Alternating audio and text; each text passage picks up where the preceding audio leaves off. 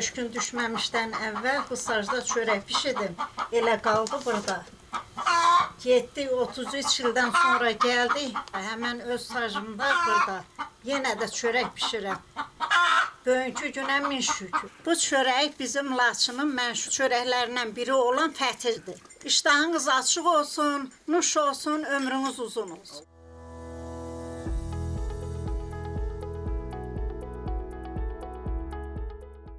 Sevincimin həddi hududu yoxdur ki, heç inanmırdım ki, mən 33 ildən sonra gəlib bu torpağı, bu bulaqları görəcəm. Öz ata-baba yurdum Ağca kəndin böyründə qış yatağı var, Taypalıd deyilən yerdir, ora mənim ata yurdumdur.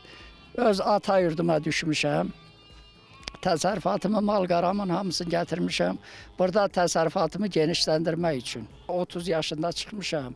63 yaşında bura qayıtmışam, ancaq 30 yaşımda çıxdığım kimi özümü hiss eləyirəm. Onda biz elə bir pis vəziyyətdə getdik. 3 uşaqla, bir sumka ilə, uşağın paltarı ilə buradan getdik. Heç nəsiz, ağlaya-ağlaya getdik. 33 il vətəndən həsrət qaldıq. İndi ki, gəlmişik vətənə, bu vətəndə mən o qədərə ürəkliyəm ki, bura mənim öz vətənimdir. Biz çox xoşbəxt insanlarıq ki, yenidən bu torpağa qayıtmışıq. Gördüyünüz kimi burada düzdür az sakin olsa da, amma onlar da burada bir canlanma yaradıblar. İnşallah yaxın vaxtlarda daha çox sakinlərimiz gələrlər, burada yaşayarlar, əvvəlki fəaliyyəti davam etdirərlər. Düzdür, mənim babam dünyasını dəyişib, Allah rəhmət eləsin, o bu günü görə bilmədi, amma bizim də borcumuz odur ki, biz gənclər olaraq, onların nəvələri olaraq gərək bu torpaqlarda yaşayaq. Laçın rayonu Ağcakənd kəndində biz həqiqətən də yeni bir canlanma yaradacağıq, mən buna əminəm.